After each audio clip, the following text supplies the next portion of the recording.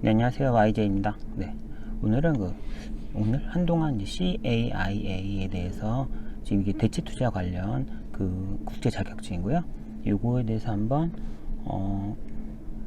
좀 알아보려고 하고, 오늘은 CAI 협회에서 나온 CAI 캔디데이트 핸드북, 일단 좀 아주 디테일한 세부 과목에 대한 내용보다는 전반적인 CAIA에 대한 내용을 여기 핸드북 위주로 볼 예정이고요.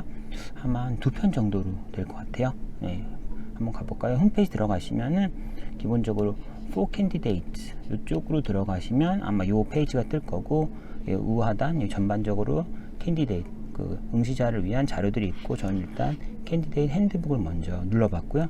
내려보면은 이제 추가적인 자료들이 더 있으니까 한번 차근차근 들어보도록 하시죠. 한번 캡처해 봤어요. 커리큘럼, 어떤 커리큘럼이 있는지나 전반적인 디테일한 커리큘럼 여기 있지는 않고요. 핸드북에는 내용들은 보면은 리딩스 전반적인 레벨 1, 레벨 2로 구성되어 있고, 전반적인 내용들이 디테일하게 중요하진 않을 것 같고요. 스터디 가이드라는 부분도 쭈르륵 있고, 스터디 가이드를 제공할 거예요. 결국은 디테일한 내용들 제공될 거고요. 보통은 여기 있죠. Candidate who can meet all learning objectives in study guide should be well prepared for exam. 어쨌거나 이런 LOS, Learning Objectives 들이라는 각각의 주제들이 있어요.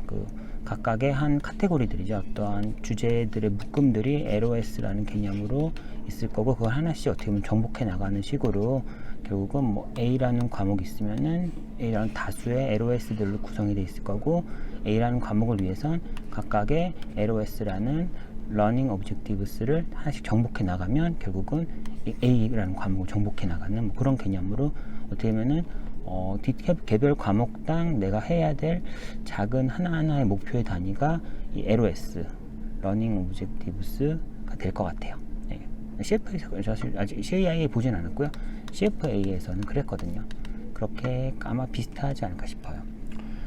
프리페이션 타임, 공부하는 시간이 어떤지 본 거고, 옛날에 CFA 했을 때는 레벨별로 400시간, 500시간 이렇게 봤던 것 같은데, CAI의 경우는 레벨별로 각각 require 200시간 이상을 얘기하고, 보통은 저희는 영어 베이스가 아니라 영어 베이스가 아닌 국가의 응시자다 보니까, 이게 보통 영어 베이스인 사람들에 대한 얘기다 보니까 그런 거 감안하면은 되게 쉽게 말하는 걸 수도 있지만 300시간 전후가 되지 않을까요? 물론 본인이 이 사전 지식이 충분하면 당연히 시간이 줄어들 거고, 사전 지식이 아예 전무하면은 더 늘 수도 있고, 이런 개념일 것 같고요.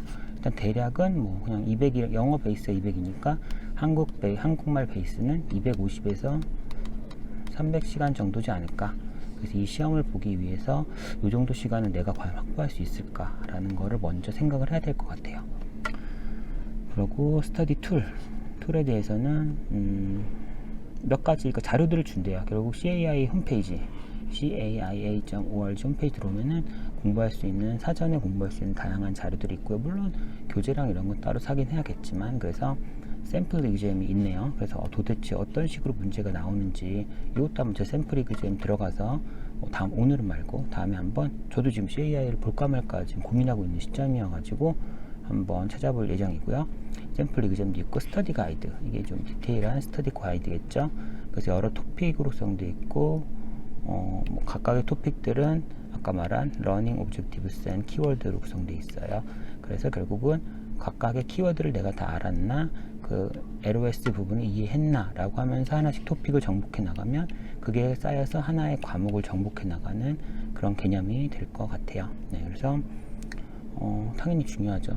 LOS랑 키워드는 important way for candidate to organize their study. 결국은 하나하나 쌓아가는 거죠. 기반들, 이런 LOS들을 쌓아 나가서 하나의 토픽들을 구성하고, 토픽들을 쌓아 나가서 결국 하나의 과목을 구성하고, 우리는 여러 과목을 다 해서 CAIA라는 걸 레벨 1이 될 거고, 또 이런 식으로 레벨 2도 있겠죠.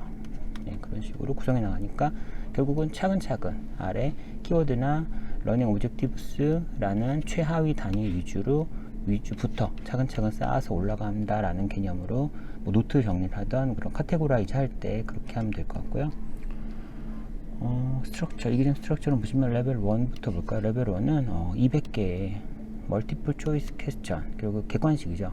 객관식 200문제로 구성되어 있고, 제가 알기로는 그러니까 2개 시간, 중간 휴식 시간을 갖고서 앞에 100문제, 뒤에 100문제 이렇게 푸는 걸로 알고 있어요. 그래서 레벨 1 이그잼은 아래와 같이 한대요. 그러면 토픽 중에서 웨이트가 지금 몇 개, 하나, 둘, 셋, 넷, 다섯, 6개 과목, 6개 과목으로 되어 있고, 프로페셔널 스탠다드 에틱스, 에틱이라는 부분이 제일 포션 높진 않네요. 두 번째가 제일 높구나. 어쨌거나 에틱도 한 15%에서 20%, 25%. 그러니까 해봤어요. 200문제면은 그럼 30문제에서 50문제는 에틱에서 나오는구나. 그러고 Introduction to Alternative Investment, 당연히 Alternative Investment, 대체 투자에 대한 과목이니까 대체 투자에 대한 이런 개요 소개 부분, 이 전반적인 부분이 레벨 1에서 20에서 28%, 한 40에서 56문제, 200문제 중에서 나오게 되네요. 그리고 리얼 에셋, 실물 자산에 대해서 이제 디테일, 이거 어떻게 보면 이게 좀 포괄적인 내용이고, 이게 어떻게 보면 하나의 디테일한 내용들로 되겠네요. 리얼 에셋, 실물 자산이랑 프라이빗 시큐리티, 비상장이죠. 비상장했던 증권들, 사모증권이라고 해야 되나요? 그런 부분, 헤지펀드는 헤지펀드고요. 스트럭처드 프로덕트, 구조화 상품들에 대해서 각각에 들어갈 거고, 뭐 포션은 비슷한 것 같아요. 그래서 결국은 에틱이라는 하나의 그런 좀 윤리적인 전문 의식에 대한 부분 하나랑, 그리고 대체 투자에 대한 전반적인 부분, 그리고 아래 4가지 대체 투자의 항목들에 대해서 레벨 1에서는 하게 될 것 같고요. 레벨 2로 가면은 100개의 멀티플 초이스랑 3set of constructed response, 에세이랑 100문제 and 에세이네요. 그래서 보면은 이렇게 나눠져 있죠. 그래서 객관식 100문제 처음 해보고 휴식 시간 가진 다음에 에세이를 보는 것 같아요. 그래서 보면은 과목은 뭘까요? 하나, 둘, 셋, 넷, 다섯, 여섯, 일곱, 여덟, 9과목. 와, 맞네요. 그래서 멀티플 초이스에서는 일단 앞에 2과목은 나오지 않는데요. 이머징 토픽, 이거는 이때그때 이슈되는 게 뭐가 나오나 보죠. 그리고 에틱, 레귤레이션, ESG까지 들어가네요. 에틱이랑 레귤레이션, ESG 부분은 멀티플 초이스에서는 안 나오고, 대신 멀티플 초이스에서는 100문제에서는 모델에 대한 거, 모델이 어떻게 나오려나요? 되게 궁금하네. 이거는 Institutional Asset Owner and Investment Policy, 이거는 기관 투자자에 대한 투자 자산을 소유할, 결국 투자해서 결국 자산을 갖고 갈 LP라고도 할 수 있죠. Institutional Asset Owner, 기관 투자자들, 그리고 투자에 대한 폴리시 정책에 대한 투자자들의 투자 정책에 대한 얘기일 거고요. 리스크 앤 리스크 매니지먼트, 대체 투자 관련해서 리스크와 리스크 매니지먼트일 거고, Method for Alternative Investment, 방법들, 어떤 방법이 있나, Assessing Alternative Investment, 실제 이걸 실행하고 접근하는 방식, 그리고 Due Diligence and Selecting Strategy, Due Diligence, 전반적인 실사를 진행하는 부분, 그리고 스트래테지, 어떤 스트래테지, 전략일지 모르겠네요. 전략을 선택한다고 하네요. 실사를 하고 전략을 선택한다. Volatility and Complex Strategy, 변동성과 다양한 복잡한 전략들. 어떻게 보면은 레벨 1에서는 그냥 전반적인 개별 항목별로 들어간 다음에, 이거는 항목이 아닌 전체가 믹스되어 있는 상태에서의 리스크 매니지먼트나 전반적인 관리, 실행, 그런 부분으로 레벨 2는 넘어오는 것 같아요. 네. 그러고요. 여기서 그 컨스트럭션 에세이 부분은 보면은 에세이가 3개의 아이템셋 맞나요? 3개 정도로 나온다고 들었고, 그러니까 30%긴 하니까 결국은 구조성 그런 것 같아요. 이머징 토픽에서 토픽을 제시하겠죠. 설마 이거를 랜덤하게 하지 않겠지. 이머징 토픽이랑 에틱에서 각각 30% 중에서 20%가 나올 거고, 나머지 하나는 여기 하나, 둘, 셋, 넷, 다섯, 7개 중에서 1개에서 랜덤으로 나오나 보네. 이거 어떻게 보면은 그러면 안 되지만 효율적으로 공부하다 보면은, 만약에 뭔가 하나를 포기한다면은 여기서 하나를 포기할 수도 있긴 하겠네요. 근데 어차피 공부는 했으니까, 이거 객관식 때는 공부했으니까 포기한다고 볼 수 없지만, 에세이라는 게 뭔가 특별한 추가적인 공부가 필요하다고 하면은 그러면 안 되지만, 정말 시간 없으면은 요 2개까지 에세이하고, 에세이 3번째 문제는 그냥 객관식 실력으로 풀 수 있길 기원하면서 벌써 포기를 얘기하면 안 되지만 포기할 수도 있지 않을까. 일단 넘어가고요. 자, 이제 이퀘이션, 어떤 공식에 대한 거는 공식 시험 볼 때 공식 안 주니까 외워라 얘기죠. 그래서 they should be familiar with all equation. 알아서 알아라.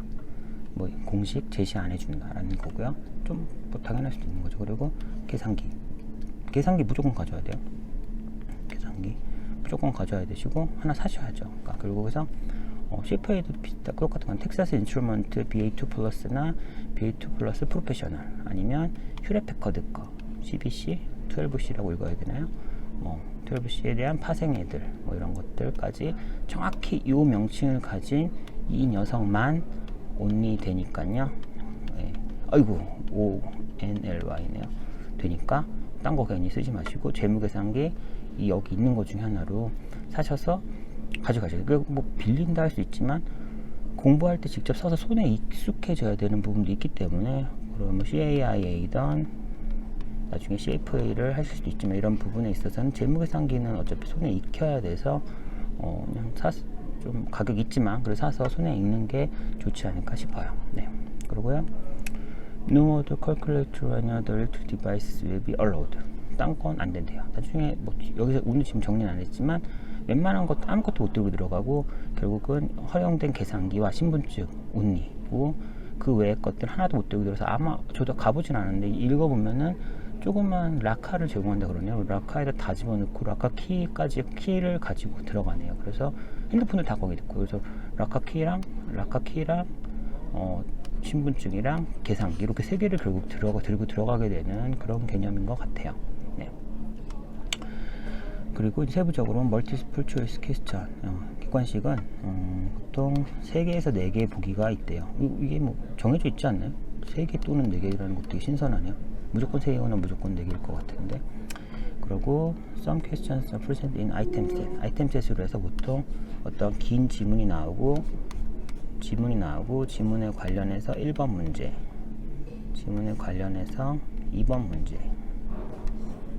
3번 문제, 4번 문제가 나오고, 그러니까 CAI도 똑같은지 모르겠는데 CFA에서는 이랬어요. 딱 이렇게 본문이 길게 났으면은 예를 들어서 그러니까 정확히 어떻게 패러그래프가 좀 나눠져 있고 해당 패러그래프에 사실상 정확히 해당하는 문제가 이렇게 있었기 때문에 이거를 잘 연결해서 읽으면 돼. 이걸 뭐 전체 맥락을 가지고 1번이 나오고 뭐 이렇게 막 그런 뭔가 복합적으로 믹스해서 봐서 2번을 풀고 이러진 않았던 것 같아요. 그래서 그냥 잘 끊어서 읽으면은 차근차근 풀 수 있었던 것 같은데 CAIA에서는 뭐 샘플 퀘스천 한번 봐야겠지만 정확히는 모르겠네. 만약 그렇다면은 생각보다 이제 아이템 셋 어렵긴 하죠. 일단 읽다 보면 앞에 게 까먹고 여기 풀려고 그러면 앞에 게 기억이 안 나니까 하긴 하는데 사실은 다 읽지 않고 어느 정도 읽다가 1번 문제에 대한 부분 풀고 막 이렇게 갔었어도 되었던 것 같아요. 기술적으로는. 그러고요. 멀티플 초이스 퀘스천 토픽에 대해서는 오늘 그 섹션 오브 이그잼 섹션 2개잖아요. 앞에 섹션 뒤에 섹션에서 앞에 나왔다고 뒤에 꼭 안 나오는 건 아니다 뭐 얘기를 하는 거죠. 앞에 나왔으니까 이제 기억을 까먹고 뒤에 갔다가 뭐 나왔을 때 욕하지 마라. 근데 그 앞에 했던 거 뒤에 까먹겠어요. 언제거나 아는 건 계속 할 테니까 나왔다고 안 나오지 않는다라는 얘기를 하고 싶었던 것 같아요. 그리고 SA 타입은 레벨 2의 그 두 번째 시간에만 있는 거고요. 이거 SA 타입은 make up any of using topic 어디든 나올 수 있다. 그건 아까 요거 처음에 봤었죠. 컨스트럭션 레시피 SA 타입은 하나, 둘, 셋, 넷, 다, 여, 일곱, 9개 주제 중에서 어디든 나올 수 있긴 하죠. 어디든 나올 수 있지만 앞에 2개 주제에서는 꼭 나오고 나머지 주제에선 어딘가에서 하나가 나오니까 어디든 나올 수 있다는 말이 맞긴 한 거죠. 그리고 SA 타입은 will be presented several part, each part having a stated point value. 이게 부분 점수 이런 얘기 아닌 것 같고 제 생각에 어쩌거나 각각에 대해서 몇 점이다라는 게 명기되어 있다는 것 같아요. 이거는 왜냐하면 부분 점수에 대한 얘기는 뒤에 있거든요. 그래서 어쩌거나 저도 지금 양식을 봐야 될 것 같은데 뭔가 SA 타입에서 어디까지는 몇 점 이런 부분을 얘기한 것 같아요. 근데 이건 샘플을 봐야 될 것 같고요. Any part of construct response question 쭈르르 해서 response to construct essay response question need full 그쵸 이건 중요 한국에 되게 중요하잖아요. full sentence 정확히 맞아떨어지는 명확한 문장으로 맞춤법을 맞춰 써야 될 필요 없는 거예요. 그냥 진짜 모르겠으면 명사 is likely to 명사 뭐 이렇게 할 수도 있는 거죠. 그것 때문에 너무 스트레스 받지 말라는 얘기고요. 그래서 이제 candidate will not be asked to draw picture. 그림이나 표를 그릴 필요 없다라고 되어 있는. 사실은 그러니까 그리 요구되지 않지만 할 수도 없죠. 컴퓨터로 하는 거니까. 사실은 옛날에 제가 CFA 볼 때는 CBT 방식, 컴퓨터 방식이 아니라 직접 손으로 쓰는 방식이어서 정말 생각 안 나면 뭐 이렇게 그냥 뭐 무슨 어쩌고 저쩌고 해서 인크리즈 뭐 위로 쓰고 그렸기 때문에 뭐 그래프는 이래서 여기가 뭐 어쩌고니까 answer is 어쩌고 이렇게 썼었어요. 왜냐면 기억이 안 나면 그림으로 그림을 또 설명할 수 있을 때가 있어서. 그래서 사실 손으로 쓸 때는 글씨를 쓸 수도 있지만 그림도 쓸 수 있어서 더 설명할 수 있는 부분 점수라도 받을 수 있는 방식이 많았었는데 CBT로 가면서 이거 안 그려도 되니까 편해요 라는 개념보다는 어떻게 보면 부분 점수를 받을 수 있는 두 가지 방법이 좀 없어졌기 때문에 정말 글씨를 쓰는 걸로 밖에 표현할 수가 없어서 조금 더 안 좋아지지 않았나 싶어요. 영어권이 아닌 제 입장에서는. 그리고 candidate will not be incorrect grammar. 그쵸, 아까 앞에 나온 거죠. 풀 센텐스를 안 해도 되고 그래머 틀려도 되고 스펠링도 틀려도 된다. 대충 알아볼 수 있으면 된다라는 개념인 것 같고요. 또 여기는 뭐죠? 얘는 specific type of response such as 그쵸. 이런 essay 타입은 뭐 문제가 그러니까 네가 답을 어떻게 쓰냐는 게 답이 그냥 어떤 서술을 그냥 설명일 수도 있고 계산식 같은 걸 쓰는 걸 수도 있고 뭐 어떤 논의 이런 거 쓰는 걸 수도 있대요. 그래서 계산이 쓰는 게 제일 편하긴 하겠죠. 이제 이건 좀 명확할 것 같으니까 풀수만 있으면은. 그러고 인컴 이게 부분 점수 있다는 거죠. 파셜 그러니까 지금 맥스 점수 각각에 대해서 맥시멈 점수가 있고 맥시멈 점수 이내에서 파셜리 앤서를 하면은 그 맥시멈 점수 레스 이내에서 어쩌거나 어느 정도 부분 점수를 받을 수 있다라는 얘기를 쓴 거예요. 네, 그리고요. 다음 부분 보면은 exam appointment에서 뭐 가지고 올 거, 그렇죠? 이게 좀 신기했어요. To valid for my 신분증 2개를 가져와야 된대요. CFA에서는 저 여권만 가져왔는데 신분증 2개고 제가 지금 잘못 혹시 해석했나 잘못 읽었나 싶어서 사실 검색도 꽤 많이 했는데 실제 2개래요. 그래서 뒤에 한번 갖고 왔지만 결국은 여권이랑 신용카드를 신분증으로 생각한대요. 그 이유는 시그니처, 그러니까 사인, 둘 다 사인이 있고 사진이 있고, 여권은 사인이 있고 사진이 있고 이름이 있죠. 신용카드는 거기도 내 이름이 있고 사인이 있죠. 사진만 없고. 그래서 이렇게 해서 사인과 이름이 겹치는 2개의 신분증이 있어야 된다라는 것 같아요. 그리고 칼큘레이터 계산기도 있어야 되고요.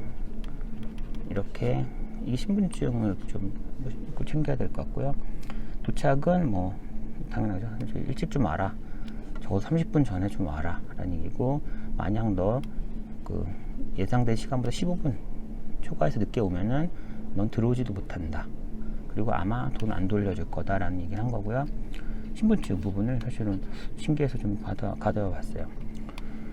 Requirements are two valid form of identification. 2개, 신분증 2개가 필요하대요. 그래서 보면은 보스가 시그니처가 둘 다 있어야 되니까 당연히 신용카드, 아까 말한 체크카드도 된다고 하더라고요. 신용카드랑 여권 둘 다 사인 있죠. 사인 있고 at least one must contain recorded photograph. 사진이 있어야 돼요. 그래서 여권에서 요 부분은 여권에서 하나는 사진 있어야 되는 게 여권에서 충족을 하고, 그리고 세컨드 폼 두 번째 거에서는 사진이 없어도 된다 하지만 사인이 있어요. 사인. 그렇기 때문에 신용카드는 사인이 있잖아요. 여권에도 사인이 있죠. 여권 사인과 일치해야 되지 않을까 싶은데요. 그래서 여권 사인 있는 신분증 있어야 될 거고, 그래서 그 네임, 이름이 같아야 돼요. 그래서 혹시라도 다르려나요? 신용카드에 있는 내 영어의 라스트 네임이랑 그리고 전체 제 YJ랄까요? KYJ. KYJ면 여권에서도 KYJ였어요. 해죠. 결국은 여권과 두 번째 신분증 간에 명칭도 정확히 일치해야 되고, 정확히 써있진 않지만 사인도 비슷해야 되지 않을까 싶어요. 네, 됐습니다. 일단 오늘은 여기까지 했고요. 다음에 이제 돈이 얼마인지 이런 부분이랑 전반적인 부분도 좀 더 추가해서 어쨌거나 이런 대략적인 부분을 설명드리고요. 그리고 그 다음으로 넘어가면은 디테일한 개별 과목의 내용에 대해서 한번 설명드리도록 할게요. 일단 오늘은 여기까지 마치겠고요. 또 다음에 뵐 수 있으면 뵈면 좋겠습니다. 네, 안녕.